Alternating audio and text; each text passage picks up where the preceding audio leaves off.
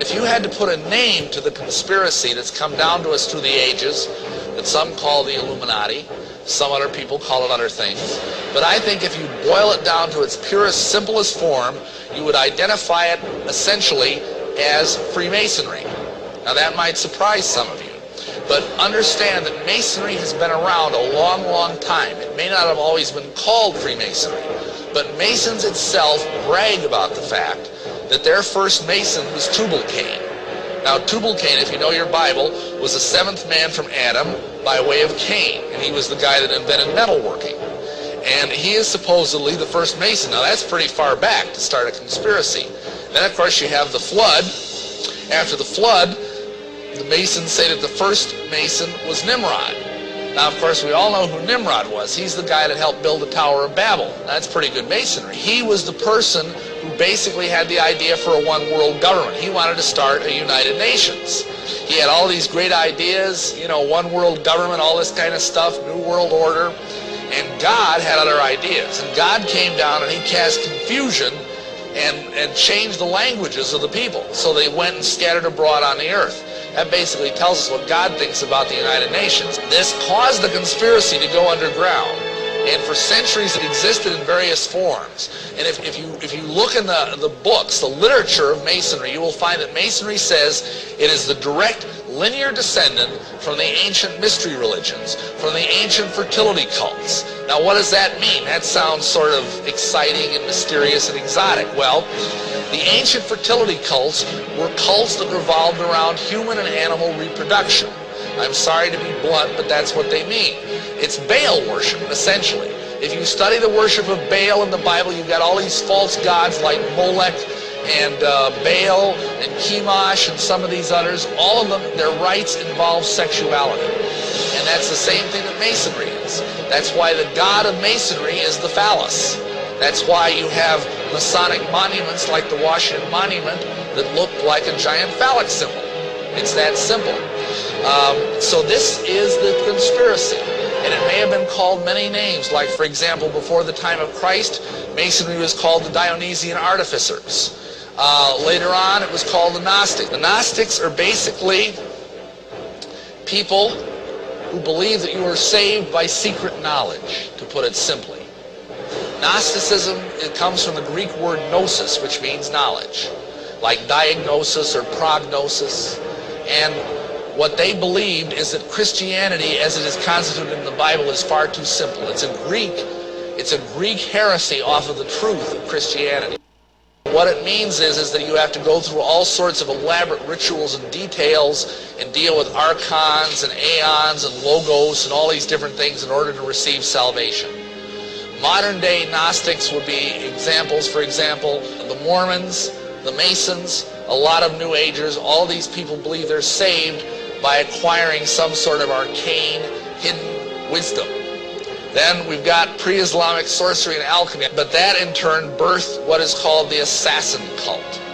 Now some of you may have heard of this. There was a group that came out of Orthodox Islam that was called the Ishmaelians. It was like a splinter group. And these Ishmaelians were a small but powerful heresy. And one of their chief leaders was a sheikh by the name of Hassan-i-Sabah. And this guy led a group that was called the Hashishin. That's where we get our word assassin, is from the Arabic word Hashishin. Now why were they called Hashishin? Because the word means eaters of hashish.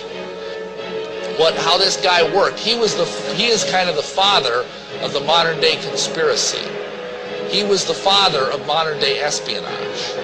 And he was the first programmer, the first mind control operator.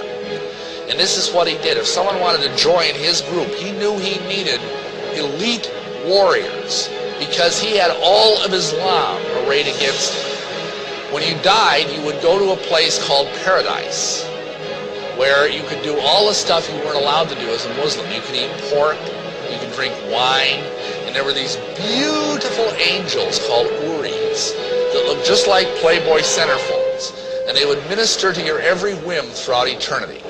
And this is the Islamic paradise. Now, what Hassan would do with one of these recruits, because he needed someone who was just a fanatic, and what he would do is he would bring this person in and feed them a sumptuous meal. And the meal would be laced with copious amounts of hashish. In other words, he'd get the guy really stoned. I mean, we're talking seriously stoned here. And then he would take him into a secret garden in the heart of his castle, and there would be beautiful women, all the pork he could eat, all the wine he could drink, and for 3 or 4 hours the guy would just really enjoy himself. And then he would bring him back when he started coming down off the trip. And he would sit him in the chair and he would say, I have taken you to paradise. I have that power. If you serve me in jihad and die in my service, you will go straight to paradise for all eternity. What do you think the guy said? And these guys were total fanatics. I mean, he was famous for doing things like he'd have 10 of them line up on a wall, he'd snap his fingers and they'd jump in unison 1,000 feet to their deaths, grinning all the way. And those have become some of the bywords of the Illuminati that he had such a profound influence on. Okay, moving along. What happened next is the royal secret of Masonry passed from the Assassins to the Templars. Now, the Knights Templar were warrior knights. They were Catholics that took part in the Crusades that you've probably all heard about. They went over to the Holy Land to try and capture the Holy Land back from the Saracens. Now, the Saracens were a kind of Muslims. During this conflict, which lasted over a century, they began to interface with the Assassins. They began to share each other's secret. And so when they lost the Crusades, the Templars went back to Europe, immensely wealthy, immensely powerful, and full of occult knowledge. Now you got to understand something about the Templars. They got very wealthy because they basically provided protection for the pilgrims as they journeyed from Europe to visit the sacred places in the Holy Land. And they got very, very wealthy. Plus there are legends that say that they found Solomon's treasure buried in the ruins of Solomon's temple in Jerusalem, and that they were fabulously wealthy. They got so powerful, and interestingly enough, they became the first international banksters. Everybody tries to blame the Jews for that one, but actually the first international banksters were in fact the Templars.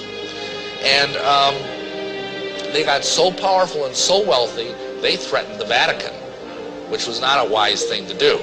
So the Pope got together with the King of France, and they conspired to bring down the Templars. In 1307, on October 13th, Friday, they sent out warrants and captured every Knight Templar that they could find, including the Grand Master, whose name was Jacques de Molay.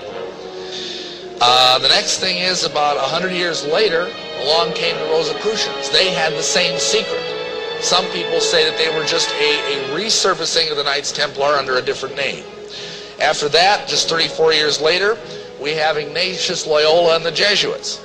Now, Ignatius Loyola was a Spanish knight, and he got hit in the leg with a cannonball and had to go through a lengthy convalescence.